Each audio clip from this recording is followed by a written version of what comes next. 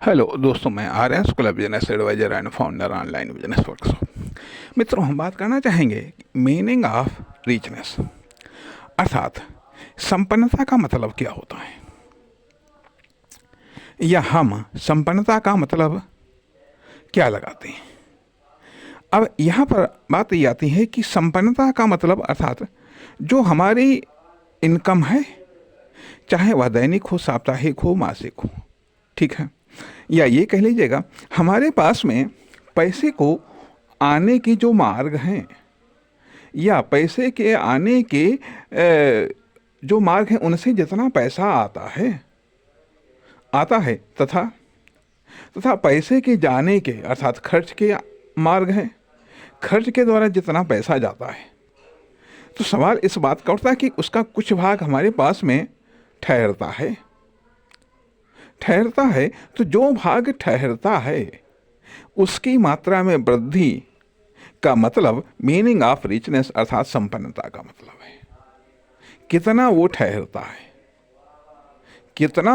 है, कितनी देर तक ठहरता है, ये दो मायने हैं संपन्नता का अर्थात जितनी देर तक ठहरेगा उतनी देर तक हम संपन्न रहेंगे, और जितना ठहरेगा उतना संपन्न रहेंगे, ठीक है।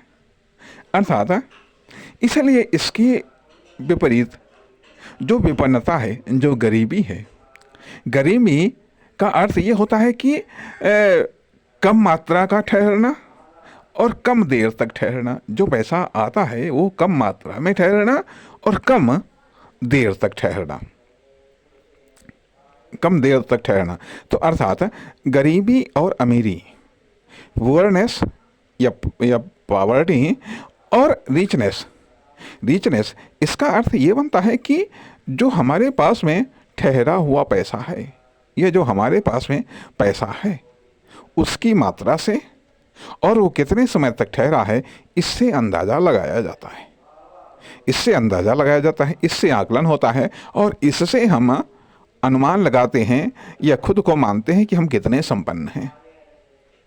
अर्थात कि यदि मान लिया हम लखपति या करोड़पति हैं, तो इसका अर्थ यह बनता है कि हमारे पास में करोड़ों की संपत्ति है, अर्थात करोड़ों में पैसा, चाहे वह नगद हो चाहे वह संपत्ति के रूप में हो, ठीक है। यदि हमारा बिजनेस करोड़पति या अरबपति है, तो इसका अर्थ है कि हमारे बिजनेस अर्थात हमारी फर्म, दुकान, कंपनी के पास में या हमारी कॉमर्शियल एक्टिविटी के पास में करोड़ों या अरबों का पैसा है, या फिर उसके पास में संपत्ति है। अर्थात संपत्ति के कम होने के रास्ते और संपत्ति के बढ़ने के रास्ते। कम होने के रास्तों से संपत्ति जितनी कम हो रही है, ठीक है, तथा संपत्ति बढ़ने के रास्तों से संपत्ति जितनी बढ़ रही है। अब कितनी संपत्ति ठहरती है, कब तक ठहरती है, इससे हम आकलन लगाते हैं रिचनेस का, अपनी संपन्नता का, या फिर अपनी गरीबी का। इस प्रकार से देखा ये जाए, गरीबी और अमीरी, अर्थात अमीरी, ये धन की मात्रा पर निर्भर है, प्रॉपर्टी की वैल्यू पर निर्भर है, ठीक है। अर्थात धन में प्रॉपर्टी भी शामिल है, लेकिन फिर भी कभी कभी हम अलग अलग इसको प्रयोग कर देते हैं। तो जो संपन्नता है वह धन की मात्रा पर या फिर प्रॉपर्टी की कीमत पर निर्भर करती है, अर्थात एक निर्धारित मात्रा से ऊपर बढ़ना, अर्थात एक निर्धारित मात्रा से ऊपर कहा जाता है ये संपन्न है, ठीक है। निर्धारित मात्रा से नीचे कहा जाता है यह गरीब है। और यह व्यक्तिगत गरीबी और संपन्नता भी होती है, कॉमर्शियल व्यक्तिगत गरीबी और संपन्नता भी होती है, अर्थात हमारे बिजनेस या फर्म, दुकान, कंपनी की भी गरीबी और संपन्नता होती है, ठीक है। तो गरीबी और संपन्नता होती है, तो कहने का अर्थ यह बनता है कि सवाल इस बात का उठता है कि अब हमारे पास में या तो प्रॉपर्टी होती है, ठीक है, या फिर इनकम होती है, ठीक है।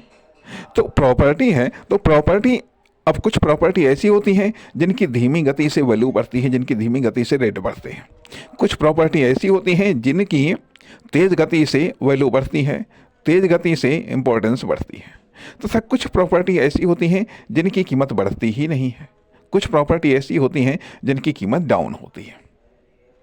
जिनकी कीमत डाउन होती है या किसी प्रॉपर्टी को किसी में कन्वर्ट कर देते हैं तो वो प्रॉपर्टी के रेट बढ़ने लगते हैं या फिर घटने लगते हैं। कि मान लिया अभी जैसे कि आपके पास में पैसा है, आपके पास में पैसा, मान लिया नगद पैसा है, ठीक है, नगद पैसा है, यदि आप मान लिया ज़मीन में लगा देते हैं पैसा, ठीक है, ज़मीन वगैरह में लगा देते हैं पैसा जो है कि, तो ज़मीन के रेट बढ़ती हैं।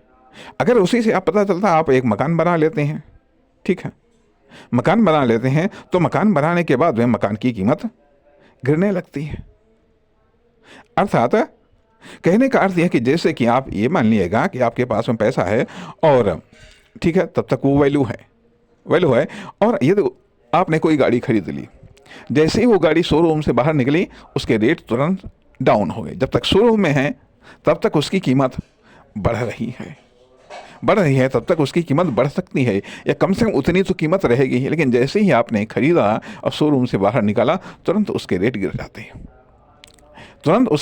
जाते हैं। तो यही चीज़ होती है, अर्थात संगति का असर। जैसे ही कोई प्रोडक्ट या सर्विस बिजनेसमैन के पास से जैसे ही वो कस्टमर के पास में आता है तुरंत उसके रेट डाउन हो जाते हैं। हाँ, नमस्कार, धन्यवाद। हाँ।